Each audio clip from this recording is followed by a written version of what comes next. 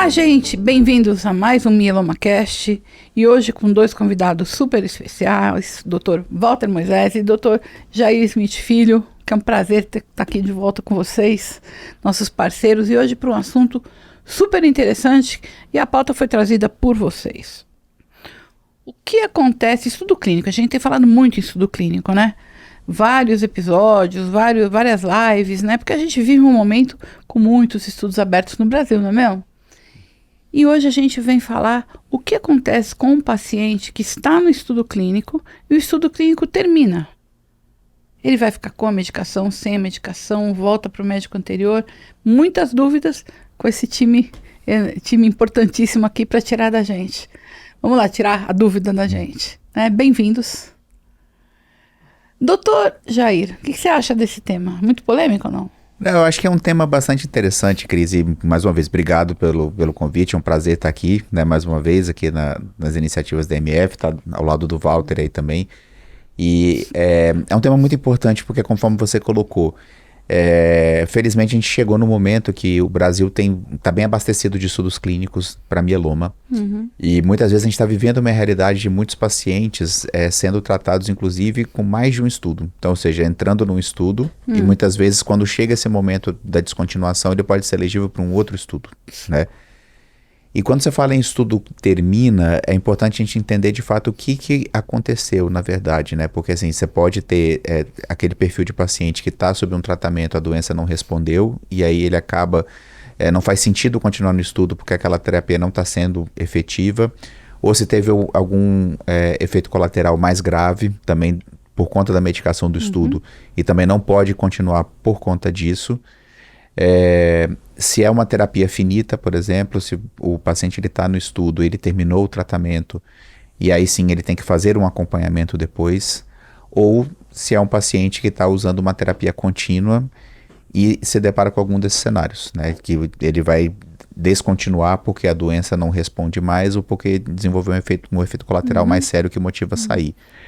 Mas é interessante entender um pouco desse contexto. Acho que tem situações diferentes ali dentro, né?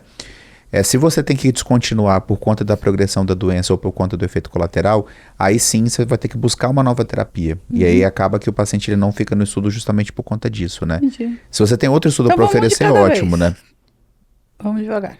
Tá bom. Desacelera. Vamos acelerar. Vamos por cenário. Então, cenário 1. Vou perguntar para o Dr. Walter, por exemplo. Dr. Walter, paciente entrou no estudo clínico e começa, porque muitos estudos, né, acho até legal vocês explicarem um pouquinho isso, eles têm dois braços, então às vezes o paciente cai num braço que não é da droga nova, é uma outra droga, que às vezes ele também não teve, né, mas existe essa do você nunca sabe onde você vai, né, normalmente é cego, não é? Você nunca sabe onde você vai cair, né? Não é assim? É randômico. Randômico isso, randômico, né? Então, a minha pergunta é, você tem um paciente que entra no estudo, né? Vamos dizer que ele está lá no estudo e está no braço da droga nova. E ele começa a ter uma série de efeitos adversos que vão impossibilitar que ele continue nesse estudo. O que é feito? Muito boa pergunta, Cris. Obrigado, Cris, por estar aqui com você, com o Jair, para discutir um assunto tão interessante, né? Isso que você levantou, de que existem dois braços, os estudos com uma droga nova e geralmente uma terapia que a gente considera padrão. Hoje em dia a gente tem usado muito pouca coisa com placebo, quase não usamos placebo nos estudos com mieloma, a maioria mesmo são terapias padrão. Se acontece de o paciente desenvolver efeitos colaterais relacionados à droga nova, é difícil a gente ter estudos que permitem, por exemplo, que o paciente migre de um braço para o outro, por exemplo. Essa era a minha próxima pergunta. Isso. Mas o que pode acontecer é, às vezes, o paciente está no braço padrão e ser permitido que ele passe para o braço terapia, uma coisa que a gente chama de crossover, exatamente.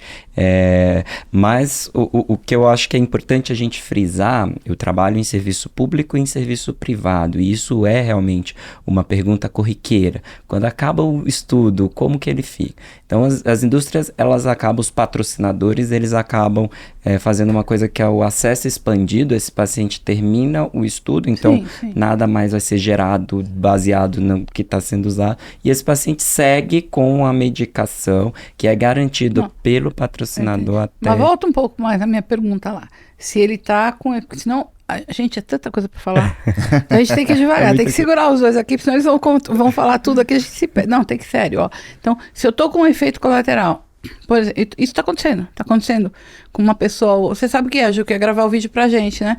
Ele tá no estudo e ele vai ter que sair do estudo porque ele tá com efeito adverso muito forte, né? Então ele sai do estudo e volta pro médico de origem, é isso? Essa é a primeira dúvida, tá? Então vamos por etapas, porque é muita coisa pra gente falar aqui. Boa pergunta. Existem estudos atuais de bispecíficos, por exemplo, em que se você desenvolve toxicidade relacionada ao bispecífico, todos os estudos de bispecífico te permitem segurar a dose. Então esse paciente ele pode continuar no estudo sem necessariamente descontinuar o tratamento, apenas deixar a dose suspensa e em algum momento que ele se sinta melhor, a gente volta à medicação. Se o paciente quiser sair do estudo, voltar para o médico próprio, isso é permitido em qualquer momento. Aí ele para de tomar a medicação, a gente para de fornecer os dados, né, de exames em relação aos efeitos, à resposta, e aí a gente devolve o paciente sim para o médico dele. Agora, pergunta 2. Você já deu todos os cenários, eu vou pegar os cenários um por um. Pois acho que eu acabei antecipando bastante aí. Não, porque a gente quer saber tudo, né? A gente quer saber tudo, tem que aproveitar que você está aqui. Então, aí, outro cenário. O paciente está no estudo clínico e a doença evolui. Eu não sei, me fala no cenário, ele está no braço da droga que já existe, do terapia que já existe, ou ele está no braço da terapia nova, enfim. Me conta como é que acontece quando o paciente está no estudo e a doença evolui. O Walter colocou essa situação do crossover, que toda vez que ela acontece, dá até um pouco mais de alívio pra gente, pelo seguinte, porque se você faz um estudo no qual você tem um dos braços que é a terapia nova versus a terapia padrão, esse estudo ele foi desenhado de fato para poder gerar uma nova aprovação da nova terapia, né? Baseado em estudos pregressos que mostram que existe uma grande possibilidade desse braço novo de fato ser melhor que a terapia padrão. Então, ou seja, e quando você vai expor isso para o paciente, que a maior parte dos estudos hoje eles são abertos, né? Então, assim, se você vai expor isso para o paciente ele já tem uma expectativa muito grande de cair no braço da nova intervenção. Quando ele cai no outro braço, já gera um certo descontentamento. Só que às vezes, a depender do cenário que a gente está, o outro braço, se a gente tem uma certa dificuldade também de acesso naquelas terapias, já que hoje a dificuldade de acesso ele não está só nas novas imunoterapias, por exemplo, isso também vai beneficiar o paciente de uma certa maneira, né? Mas se acontece de cair no braço controle e a doença de fato progredir, ter a possibilidade do crossover é sempre bastante animador. Porque pelo menos você já sabe... ir para o braço e para o estudo onde está a droga nova. Exatamente, ir para o braço da droga nova. Então isso daí pra gente sempre é bastante animador quando acontece, né?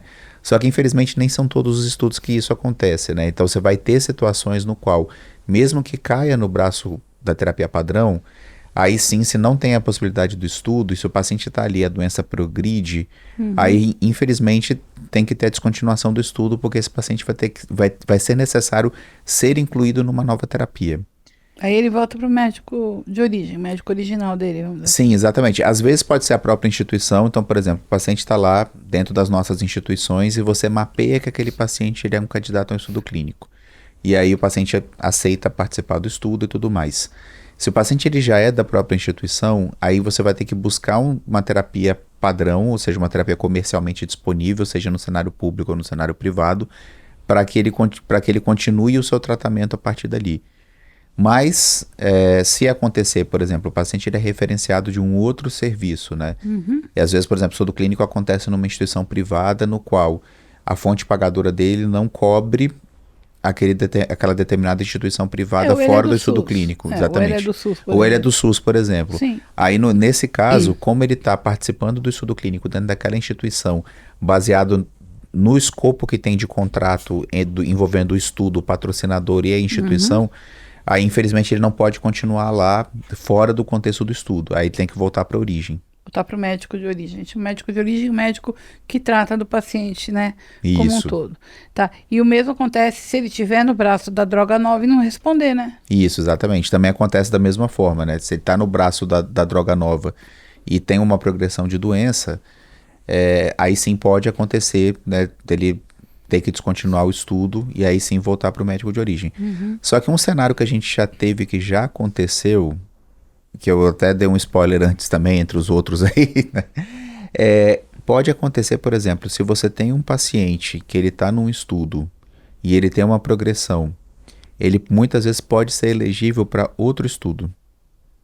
Então, isso acontece principalmente naqueles pacientes que caem nos braços, né, da terapia padrão. Porque a terapia padrão é uma terapia que está disponível, geralmente comercialmente falando, né? Então, se ele caiu naquele braço padrão, e se você tiver um outro estudo que ele possa ser elegível para aquele estudo, você sim pode tentar que ele seja incluído novamente, né? Isso é muito bom, né? Isso é muito bom e assim, a gente não imaginava que a gente fosse chegar a isso no Brasil um dia, né? Isso é uma coisa bastante importante, porque uma coisa que eu e o Walter, a gente estava pensando justamente é isso, assim, né? Antes a gente lutava muito para trazer estudos para o Brasil, né? Agora, tendo essa possibilidade, uma oferta maior, quem sabe até sequenciar pacientes baseados em estudos clínicos, que é uma realidade de outros países, inclusive, né? A gente precisa se adequar para conseguir estudos que o paciente do SUS possa entrar, né? Exatamente. E aí, o que acontece? Aí vocês conversem com a gente aqui da hora que vocês quiserem, é livre. O que acontece quando, vamos dizer, o paciente está no estudo de uma droga nova, aí o estudo termina mesmo, ele é completado, vamos dizer, a droga vai para registro, como é que funciona? O que acontece com ele depois? Vamos dizer que ele está num específico qualquer, pronto.